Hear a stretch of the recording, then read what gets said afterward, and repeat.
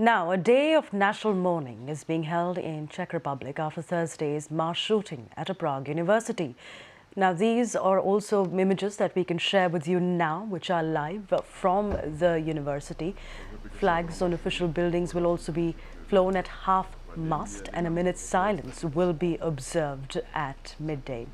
14 people were shot dead at Charles University by a student who then killed himself.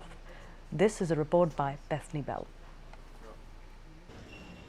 The people of Prague are mourning their dead. They've been lighting candles and laying flowers to commemorate the victims of the attack at the Faculty of Arts building of Charles University. Police say students barricaded themselves into rooms of the university building, and that police had to go floor by floor to get them out. They showed body cam footage of officers as they hunted for the gunman who died on the roof of the building.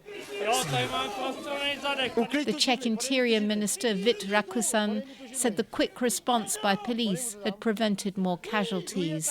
He told the BBC that the attacker had brought a lot of guns into the university and had been ready to kill a lot of people.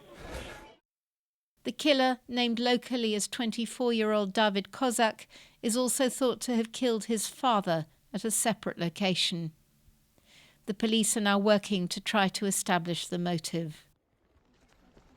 This city and the whole country is in shock. Bethany Bell, BBC News, Prague. We can now go to Bethany Bell, who's joining us from Prague. Now, Bethany, it is difficult for people waking up this morning to come to terms with what happened in their city. Tell us, what are they doing this morning as they mourn for those who lost their lives in the attack? Well, at noon local time, there will be a moment of silence across the country. There'll also be church services held today, paying respect to those who died and those who were injured in these attacks. Church bells will ring out, and I don't know if you can see just behind me here, the flags across the country are at half-mast. This all in a moment, a way of paying respect to this.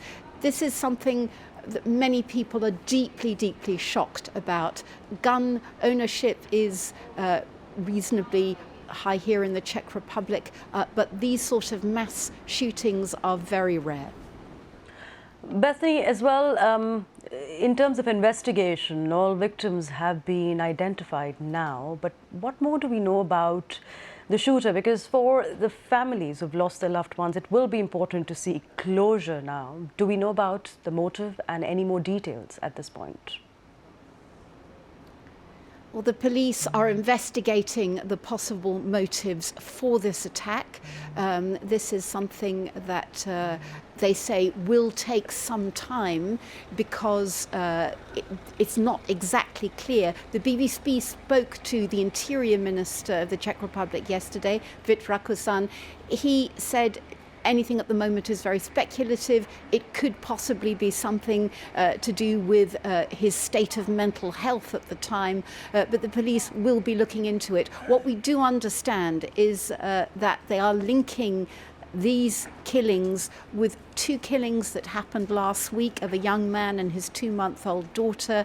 There seems to be ballistic evidence, the police say, to link those two killings as well to this gunman, but a lot of more investigation needs to be gone through before they can establish this. But of course, for the families of the victims, it will be extremely important to know this for them to have closure. And also, what's been the reaction that you see, especially from the university? Because our questions being raised about increasing security perhaps in the parameters, are questions being raised about the gun control laws, as you mentioned earlier, in Czech Republic? At the moment, the classes have been cancelled this week. Of course, now it's Christmas. People are, I think, still trying to decide what the next step should be.